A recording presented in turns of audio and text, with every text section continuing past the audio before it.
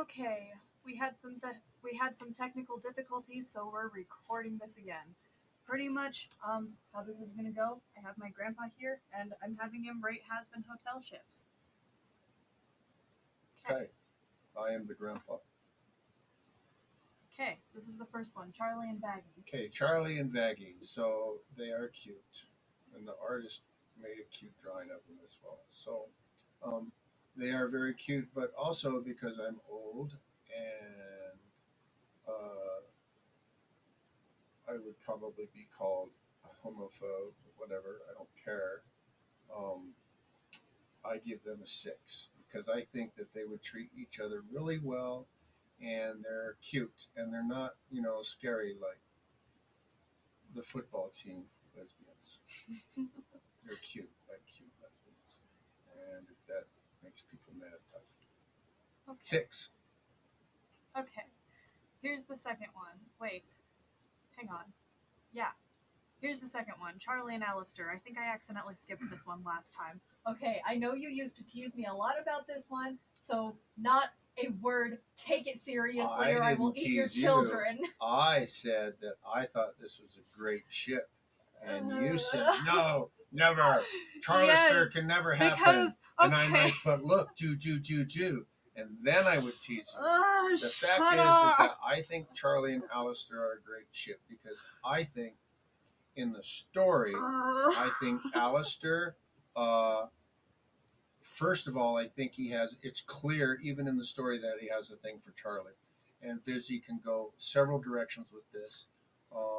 She can go with Charlie's hero cycle or Alistair's hero cycle, or Alistair came there to make sure she succeeded when he's actually doing his thing, or maybe the whole thing is he came there to try and make her fail and be the foil, but she wins his heart in the end, and blah, blah, blah. It has so much potential.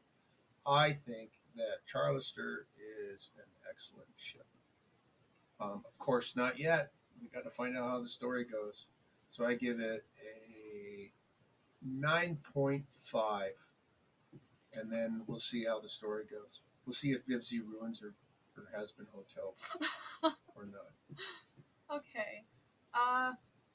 Charlie and Angel. Okay, Charlie Dust.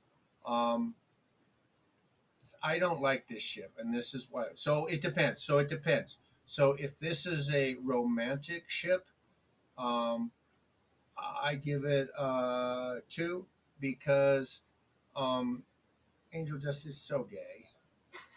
He's just, and none of it works out. It just doesn't make any sense to me. That is the most amazing thing you have ever said today. Well, Angel Dust is so gay. He's so gay, and he's an addict, and he's dysfunctional. It's clear that he's dysfunctional. So my 57-year-old head goes to the realistic pieces where all he would do is ruin Charlie's life. So I don't like that. But as friends, as somebody who he thinks is just his girlfriend, and he just wants her. Hi, he just wants her to be happy and stuff, and she just wants Angel Dust to have a safe place to be and to be able to work his junk out. That's awesome. So, if it's a romantic ship, 2. If it's a romantic ship, then I give it a 7. I could definitely see, even though Charlie is canonly bi, I can definitely see this kind of relationship being like a heterosexual girl and her gay best friend kind of deal, Yeah. Now, I have a problem with Angel. So here's the thing.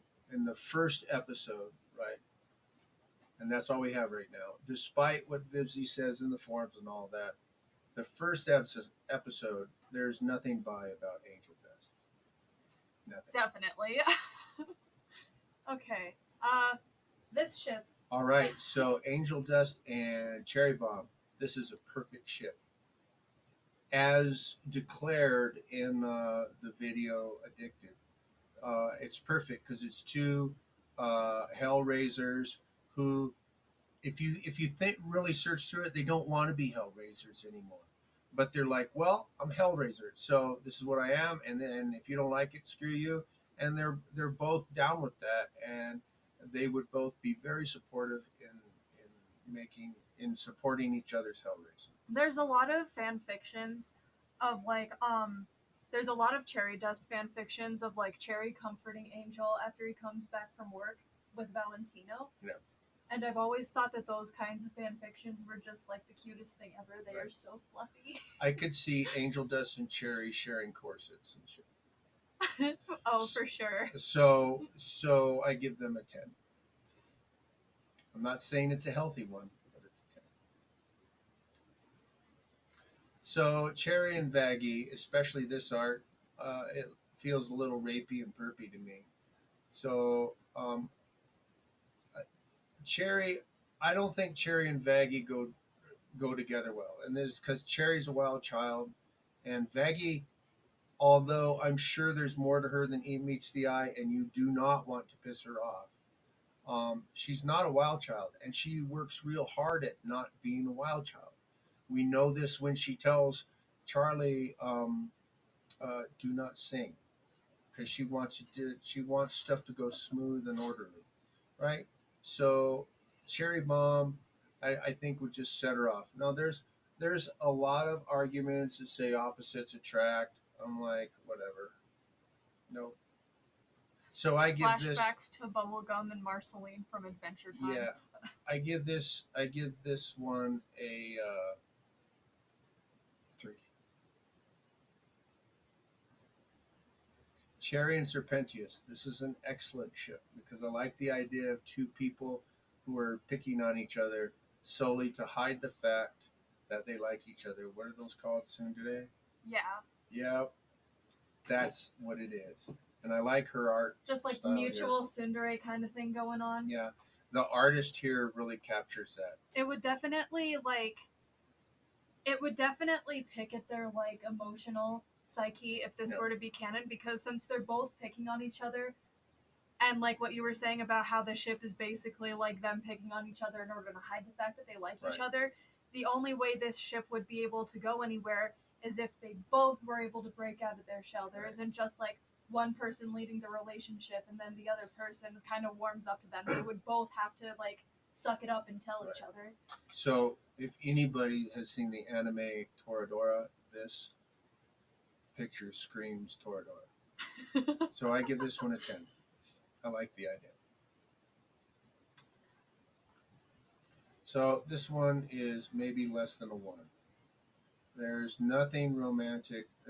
Husker is off limits. It just I don't think. I mean, I know canonly he's Pan, but when somebody says I lost the ability to love long ago, that's not Pan. That's nothing. That's nil sexual. Or nil romantic.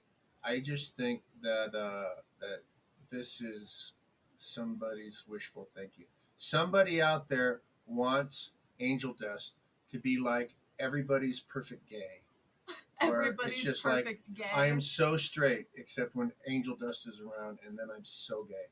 And I just don't think you're going to be able to do that with Husker. So this one's a 0.5. Yeah, he has trust issues, and Angel Dust is kind of an asshole. Angel Dust has trust issues. So they would both have to, like, change in order for this to work. Angel would have to become less of an asshole, and Husk would have to be able to warm up to people at all, let alone romantically, before this could work. Right. You got to remember that Angel Dust, so one of the things that happens to somebody who is a victim is sometimes they become the perp. And so I'm like, I look at this, with my old man eyes, and I go, well, it looks like he's moved on from Valentino to Husker because he can't get what he wants from Valentino, so he's going to get it from Husker. So whatever. So what you're saying is like, because of the victim perp cycle, this could also be like Angel Dust becomes abusive towards Husk since he doesn't know how to process the trauma from Valentino. Right. Well, yes, right. That makes sense. Mm-hmm. So Husker and Charlie, no. Employer-employee relations, no. Bad news, bad thing. old guy and young chick, like old used up, run through the dregs, rode hard, put away wet guy, and Rode hard, put away wet guy. sweet, innocent Charlie. And remember, so when you and I talk about Charlie's origins, everybody says, well, she's Satan's daughter. And I, especially because of the beginning of the show, I'm like, but is she though? Because the beginning, the prologue of the show definitely has her dying. She's in that little Southern Belle dress, dying and going through the portal to hell. So what if she got stolen by Satan and she's actually belongs someplace else? I don't know. She's too much of an angel to be a demon. Not to say that she doesn't have her wicked side, or her don't mess with me side. But so I say no. No. I give it a 2. That's a good way to put it. She's too much of an angel to be a demon. Yeah, she's too much of an angel to hang out with an old used up dude that lost the ability to love long ago. Yeah. So Serpentius and Nifty, right? Yeah. This is an interesting one. So I don't know. I think Nifty. So personally, I think Nifty could make anybody fall in love with her because she's adorable. Well, she's a servant. She wants to help people. She is there to help you. She is there. She might be a little bit of an enabler. I don't know. I mean, in a way, she kind of belongs at the Happy Hotel because the whole point is that they're trying to help people so they can get to heaven. Right. And Nifty, her entire character is that she is a helper. Right. She's a exactly. servant towards other people so that she can help them out. Exactly. But the problem, especially with this artistic interpretation of it, the problem is Serpentius is relationally unavailable. He's not unavailable with Cherry because they have that. They interact like 24/7. They're Yeah, literally well, arguing with each other like all the time. They have that tsundere going on, but not this one. So I'm gonna give this one a 0 because I don't think it's possible. That's understandable. Okay, this one. Nifty and Husk, 100% definitely could see this happening. I know, right? Especially, they're so cute. What if Nifty isn't actually? We get the impression that she's cute and young, but what if she's cute and old like Husk? And she's like, Husk gives you that old man vibe, right? So what if she's like that cute old lady, like Nifty of all the people could reteach Husk how to love just by serving him and giving him cookies and fixing him a wonderful meal. It's not so because cute he's an old patriarch and can't handle it, but she likes to give, and she likes Husk for whatever reason, because she likes the old crotchety men. That's always been her. I definitely see this as like, since he's struggling with stuff. I definitely see this kind of relationship being like a depressed guy, and then Nifty's kind of like his comfort animal, you know? Well, I like it. I like how the artist has portrayed Husk like, what the hell's going on? And Nifty's like, don't worry, I will love you. So I like this one. So I give this one a 8 to 10 rating. 8. We'll leave it at 8 because we kind of got to hang out. Okay. So, radio dust. Again, not a word about this one. Right. So, I get the impression from you that the fandom gets all excited about radio. Oh, we do. It's an issue. Yeah. So it's I'm holding out. And the reason why I'm holding out is because Alistair's first appearance is, and if Alistair is actually what everybody likes to say is aromantic, asexual, right? All That's right? What Vipsy then has the said only about way Alistair. This thing here is going to happen is if Alistair is manipulating somebody. If Alistair is the bad guy that we suspect him to be, all right, this is a bad ship. It's not good for Angel Dust, who, in my view, is going to go through the actual hero cycle of the story. Because wouldn't it be cool if Angel Angel does. The drug addicted gay prostitute, spider druggie, raped. I mean, the dude's been probably raped. homeless and addicted to weed. He's raped by his Johns and stuff. If he recovers and is restored and goes back to the world, just a regular gay dude that finds a healthy relationship, right? Wouldn't that be awesome for Angel? So so there's that. Um, so my problem with Angel Dust is I think it feels perpy on Alistair's part. Um, However, we could also do this as an aromantic, asexual Alistair, just putting up with Angel Dust and coming to be concerned about his well-being. There's 100 million ways you can go with it. So I'm going to give it a 5 because I don't know which way it's going to go. I can understand that. I can definitely understand that. No, This, I don't know how to feel no, about who did this? yet. This is sacrilege. What's sacrilege? Alistair and Husk. First of all, look at Husk, the expression on Husk's face. He's like, no. Please stop creeping on me. Get off of me, you Besides, dear. Husk is like, I've been in hell longer than you have, and even though you're one of the lead demons in hell, I know you're junk, and we're not going to have anything to do with it. So, although I'll give it a 4 because I could see Husk putting up with Alistair like an old man puts up with troubled youth. I can definitely, I can see them, like, remembering the troubled youth of his own. I ship them platonically. As a romantic Yes. relationship, though, I feel like it would be kind of toxic, because, like, I mean, you've seen the way Alistair treats Husk in the pilot. Yep. You know, as soon as Husk sees that Alistair brought him to the hotel to talk to him, he immediately gets all, like, pissed off, and he's like, Husk just doesn't want to put up with Alistair's bullshit anymore. Yeah. So, like, this could never work out and be healthy at the same time. Nope. But as a platonic one, it would be interesting. For sure. So Maggie and Alistair. This is totally possible. I love the art style here. You think it's possible? I do. I do think it's possible. It's totally possible because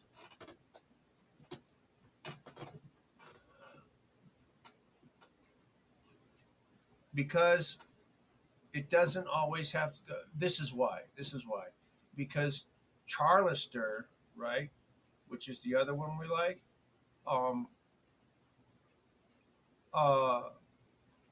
it's like almost cliche for the protagonist and the antagonist to be all about each other. Like the Beauty and the Beast stereotype. Yeah. But so this is why I like this one, because it'd be cool to hammer this out and see how it did story wise. And Vaggie looks really good in this one. The way I see this ship kind of is like, since Vaggie starts off hating Alistair in the pilot, right. The way I kind of see it is like Vaggie kind of hates him at first, but then as she starts to warm up to him, it goes from being like genuine hatred to being more of a tsundere kind of relationship. I would love to see. I could also definitely see Alistair like teasing her just to piss her off, you know? Right. With this ship, he seems like that kind of person. So if Charlie is the hero, right, then Vaggie is her helper, sidekick, right? Which isn't a lesser role; it's a very important role. And I think, like I said, I think Vaggie's hiding something, and I think she's a force to be reckoned with. And it would be cool to see her force be the one to quell Alistair, who is, the radio demon, and everybody dreads him. But wouldn't it be interesting? So Alistair supposedly killed people and ate them, right? Wouldn't it be interesting if Vaggie actually had something that was worse, right? What if Vaggie's actually is recovered and just waiting for one little thing to happen, and her thing was just so much worse. Like maybe she invented the gas chambers or something. I don't know. But anyway, She invented the gas yeah, chambers. I just like the possibility of Vaggie and Alistair. I like it. When you put it that way, that makes me almost want to ship this, not even for the actual ship, but just for story reasons. Yeah, well, here's something. What if you got out of your? What if we all got out of our cliches? What if Charlie is the asexual one? She seems asexual. Honestly, she doesn't seem bi to me. I think she's more asexual, panromantic. Well, could be. What if she's just like? What if she's a single girl who's got a mission, right?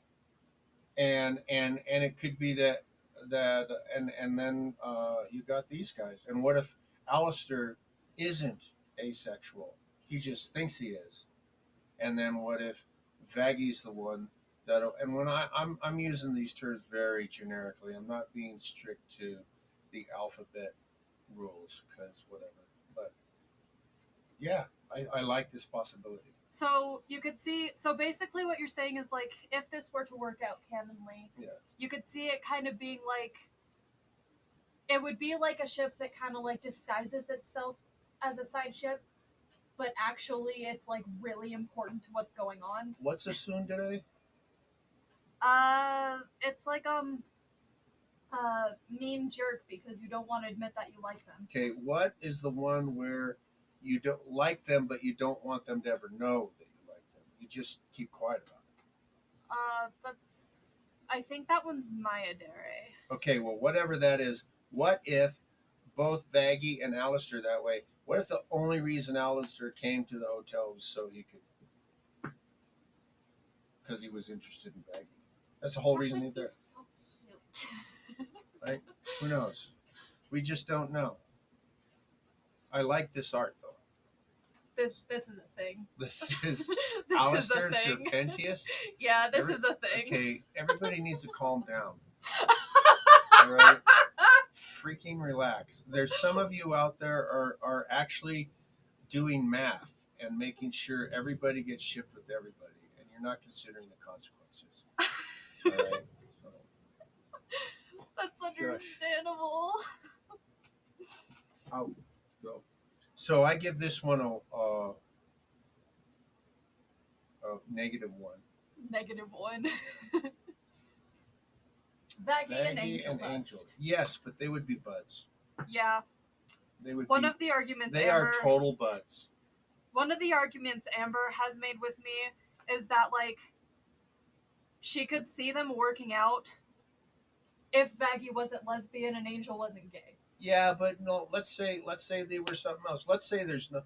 Let's say just for grins because we're in hell and because I don't care about any of that stuff. Let's say that it's just everybody's just totally and completely fluid, and I'm looking at just personalities here, right?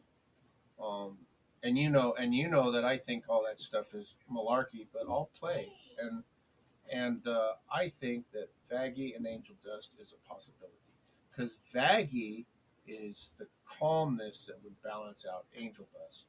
Angel Dust's It sounds so cute. Angel when you put Dust it that way. wild child thing, where Angel Dust and Cherry Bomb are two wild children. Nobody gets balanced, and that's like a Bonnie and Clyde relationship where eventually they all get shot up on the road someplace by the feds. It would be the kind of relationship where like Angel is the one getting them into trouble and Vaggie is the one getting them out of trouble. Exactly. Vaggie would be the one who goes to the strip club and drags Angel Dust drunk ass out of there and takes him home.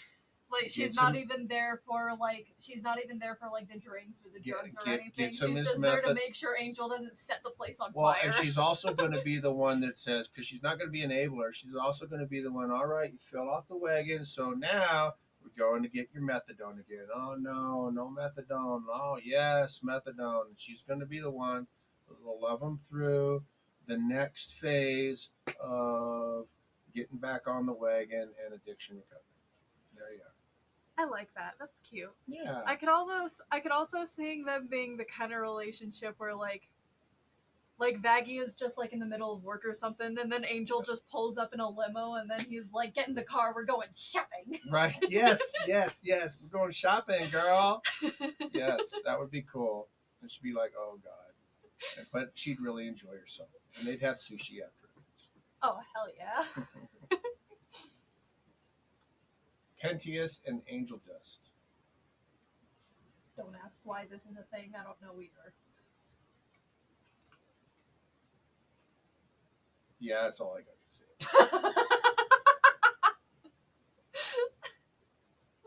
Excellent, really. Thank you for your contribution. Yeah. Yeah, we'll just leave that. Sorry, that's another one of those. That's right there with Alistair. Maybe even worse than Alistair and Pentius. You folks got to realize that Pentius does not care about relationships. He cares about power. And he's really awkward and dorky about it. Not like Alistair, who is insidious and knows exactly what he's doing. Alistair is like a Nietzschean wet dream, and Pentius is like a Nietzschean wannabe. Um, but the thing with him and Cherry Dust works because that whole tsundere possibility. Alistair or Sir Pentius, excuse me, isn't going to give a rip about Angel Dust or anybody else. He's like He's too busy playing power. He's like if there was like a bunch of kids playing a game on the playground, and it was like a role play game or something. Sir Pentius would be that one kid who takes the bad guy role way too seriously. Right. I think what I try to consider is I try to consider the characters as they're developed now in relationships, rather than just doing the relationship multiplication table, right? The relationship multiplication table. Right, where Sir Pentius is 2 and Angel Dust is 4. What's 2 times 4? Okay. Well, what's 4 times 2? Okay.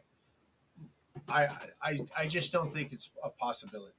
Right now in the story, Angel Dust is he's a coked out whore. That's what he is. He's a gay coked out whore. And Sir Pentius isn't interested in that. He's not. Sir Pentius is more asexual than Alistair is. I could definitely agree with that. Yeah, he's more asexual than Alistair is. He has no interest in anything except becoming the Lord of Hell and Cherry Bomb, but he won't admit it. And Cherry Bomb, but he won't admit it. He fights her. That's why he fights her so much. So I just think the tsundere thing is very possible. Is a big possibility with them, but not this. So this is a nil. Oh crap. Okay, there we go. Okay. The last three are all polyamorous relationships. Polyamorous. Okay, I'm just going to speak to the art here. Alistair is a total beta cuck. Huh? Yeah, he's a total beta cuck. So he needs to go chop some wood and get some testosterone built up so he can be worthy of this triad. That's my opinion. I can kind of understand that argument. No couple of hot chicks like that are going to have anything to do with the little soy boy like that, little femboy. No, they won't. And if they are, then I don't know what the hell's going on. So I'm gonna be honest and say I find this one kind of cute.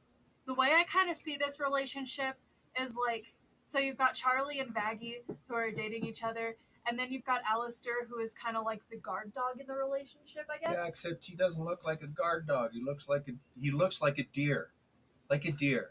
We have deer in our yard all the time, right? And they're just forest rats. And they come and they eat all your freaking stuff that you don't want them to eat. And then when you go boo, they run off and scurry. That's the reality of a deer, right? And I'm not saying he has to be buff and everything, but you see the original art form of Alistair, you can see that there's something predatory about him. There's nothing predatory here. This dude is getting used by those 2 chicks. So there you are. Now, if we think about the predatory Alistair, no, No, I don't see Still it. no. No, Charlie and Vaggie aren't going to have anything to do with that. They told him. Vaggie's going, the radio demon is at the door. And when Alistair says, "Do we have a deal?" Charlie says, "No, hell no, we don't have no deals going on." So they're on to him. So there you go. So it's a deal then? So- Absolutely fucking not. So the rating is a 1. Okay, I can definitely understand that reasoning. I'll give Alistair some credit for getting in there. Okay, I'm gonna be honest, I really like this one. But what are your thoughts? Why do you like this one? I think Personal I reasons. think somebody needs to settle down. So, all right. So I'll say this.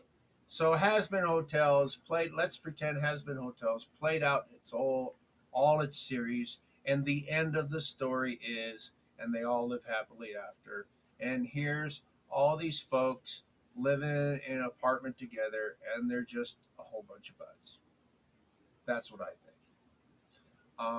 But I can definitely see why it gives off that vibe for you. well, and the problem is I think polyamory is just an excuse for somebody. Every person I've met, I'm just going to say this is my subjective view, and if your listenership doesn't like it, too bad. Every person I met who's been polyamorous has just used it as an excuse to screw around on their committed partner. So I don't swallow it. So I have met some people who... these people look. This picture looks like the Flintstones to me, which is a good thing. I have met some people who are like that with polyamorous relationships. There are also some people who will be like they're in a relationship, but then they get another crush on a person, so they consider being poly, but then they'll like ask their partner first if they're okay with it. Well, having a crush. Having a crush on somebody when you're in a committed relationship with someone else, is natural. It's natural. The point is, though, when you're in a committed relationship, you go, this commitment and this person I made it to is worthy of this commitment. So I'm going to let my crush be what it is and let it dwindle to nothing because I spoke an oath of some sort to this person. And that's important. Polyamory, for me, in every case, is like, gosh, I'm just being so overwhelmed. Like your feelings for shoot. I just told you, I think I have feelings for freaking Cherry Bomb. She's an animated thing. It's ridiculous that I would consider. Nah, it's just you know what I'm saying. We can't use we can't try to hide our lack of commitment behind a term, polyamory. For me, it's just a term that says I don't want to do that anymore. There's definitely like a huge difference between like having a small crush on someone and like being deeply in love with someone or someone's to the point that you're willing to commit yourself to that person. Well, or in this case, those people. Imagine this. Imagine that you're deeply in love with a partner and then you fall deeply in love with someone else. All right. Let's say that happens. What's the best option? The best option is that you remain deeply in love and committed with your partner. And the best way you can love that other person is not by not being an unfaithful, wacky person. Because then they know. Then they know that you're serious about their best interest. Love involves sacrifice. It does not involve indulgence, right? And the other thing is, I don't know. Folks can say I'm old-fashioned, or what if you have your partner's permission or everything? Well, that's fine and dandy if you have their permission, but you made the oath. You made an oath, right? It's not a contract; it's an oath. And I've heard this argument with supposed polyamorous people that, well, sometimes the contract needs to be renegotiated. Well, then you need permission to renegotiate that. And and if the person doesn't want to renegotiate it, then it's over. And besides, it's not a contract; it's an oath. And what kind of shenanigans are you? So, for instance, Alistair here. Alistair, according to the show, is a freaking sociopath. What games is he going to play to have his little foursome? he's going to play some serious games because he's a sociopath. So I don't know. I don't know. Whatever. I know they got the reality shows out there and all that crap. I cry BS. So 0. That's not even, that doesn't even, okay. see, I now can- I'm all grumpy old man and I ruined it. I can agree. I can understand. I don't personally agree with all of it, but I can understand your reason. Sure, and I think I think this looks like, hey dudes, you want to go camping? And they all go camping and have a great time. And that's their Grand Canyon picture. I'll take that. Right? Okay. I have to admit, I actually shipped this for like a really long time. Now I kind of have mixed feelings about it. But I used to be obsessed with this ship.